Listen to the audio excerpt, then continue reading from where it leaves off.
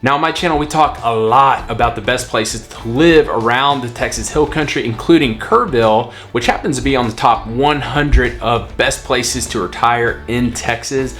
But in today's video, we are talking about the neighborhoods you should think about avoiding before moving here.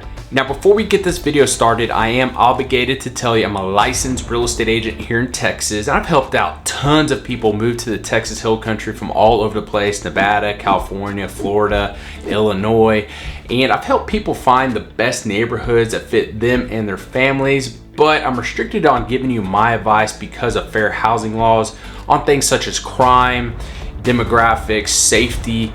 But at the end of the day, it's not a bad thing because rather than you getting my advice, you're getting hard data from online sources. So the primary topics we'll be discussing today is the median sales price, property taxes, the drive time to things such as the grocery stores, Walmart, and other towns.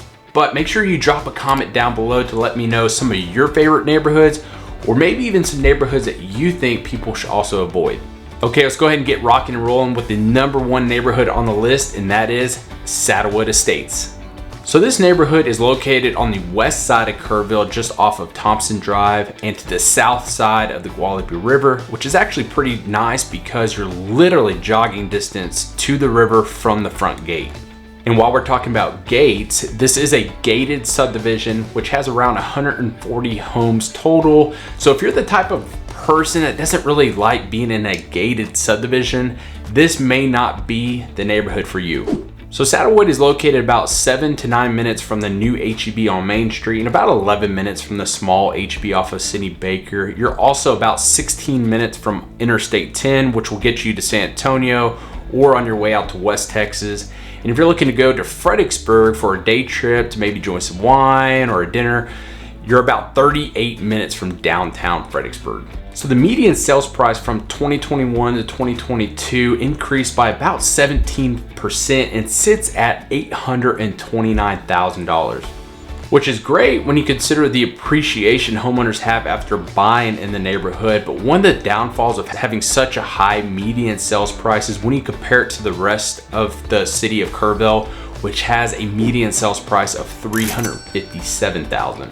So ultimately, the affordability rate to get into this neighborhood is going to be a lot lower. There's also a very low turnover rate, which basically means there are not very many houses that come on the market in this neighborhood. Over these past 2 years, there's only been 9 houses that have sold within the neighborhood, and currently there's only 4 houses on the market. You also may not care for the fact that there is an HOA with HOA fees, and you're governed by an architectural committee. So if you had dreams of that big, bright pink house, honestly, it's just not going to fly in this neighborhood. But luckily, those HOA fees really aren't that high. They range from about $500 to $700 per year. But I'd like to end this neighborhood off on a positive note. So the property tax rate for Saddlewood is 1.46. If you compare that to Kerrville, which is 2.04, you're ultimately saving a lot of property taxes that you're paying back to the county each year.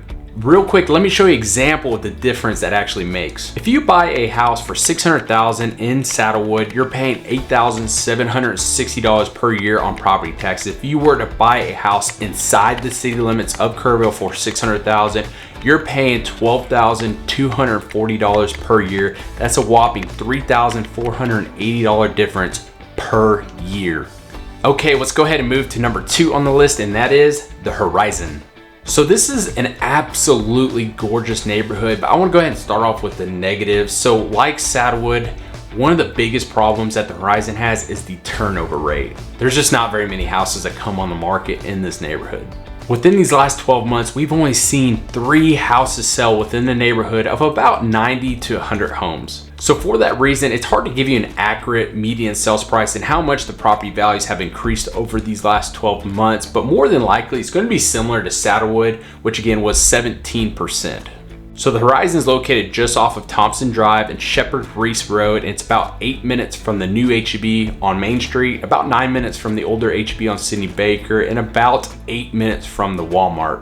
But if you're planning on taking that day trip to Fredericksburg, you're only about 38 minutes to downtown, and you're also within a fairly reasonable distance of the San Antonio airport. So if you need to get to the airport fast, you can be there in just over an hour. The Horizon also does have a pretty strict homeowner association. So again, using that big bright pink house example, if you want to do that, unfortunately, you're just not gonna be able to do that in this neighborhood.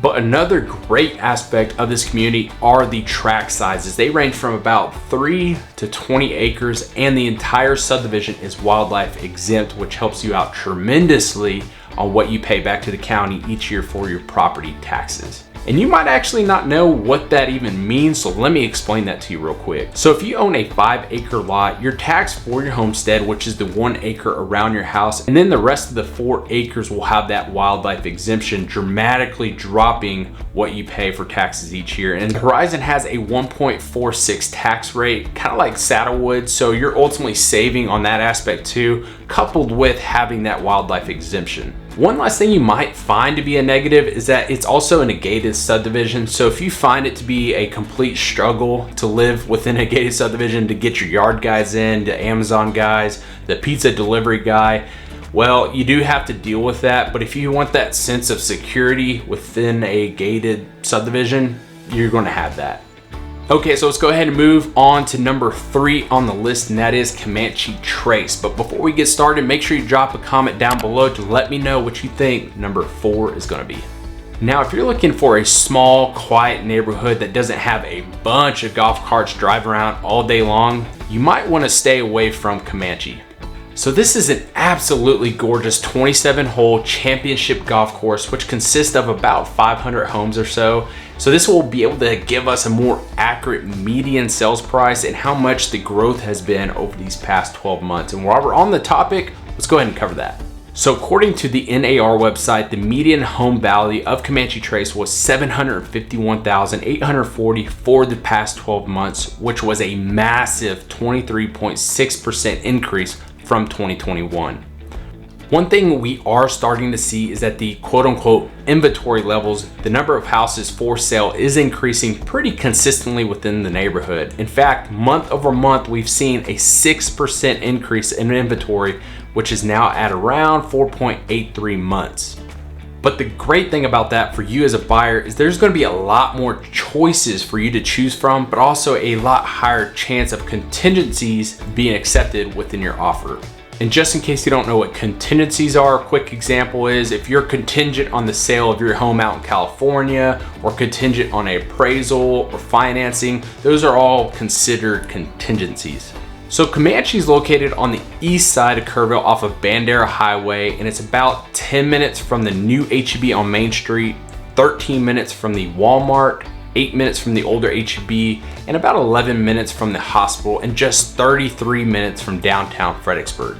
So the overall location of Comanche Trace is pretty great because you can get to pretty much everything you need to pretty quickly.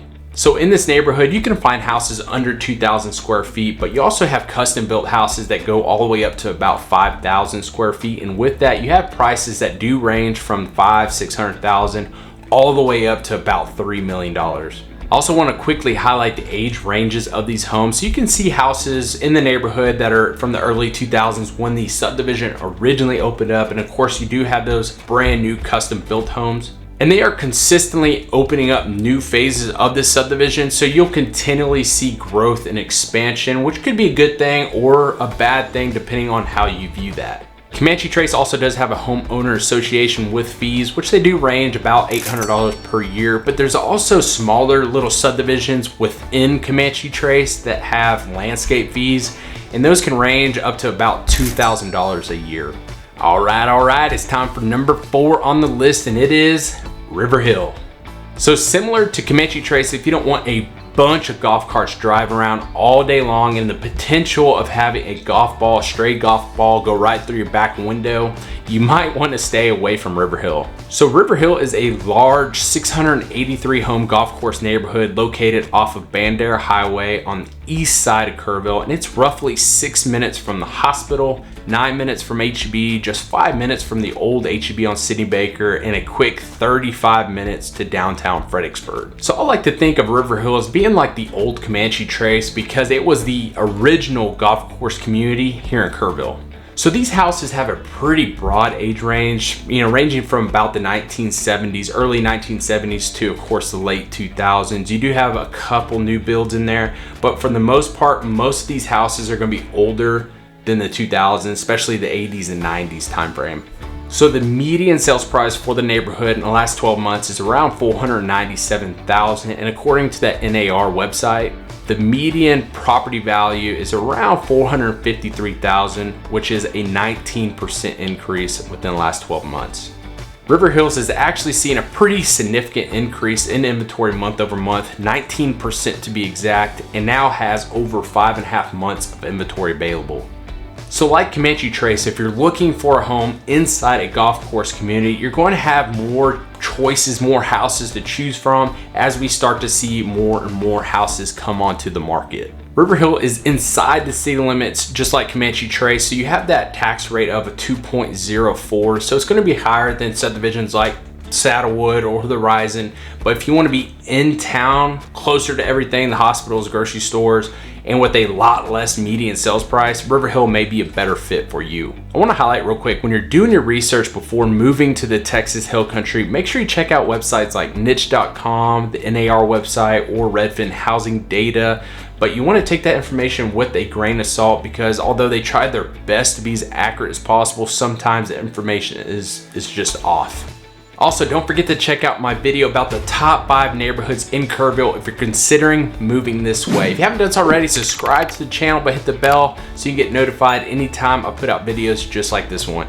Thanks for watching. See you next time.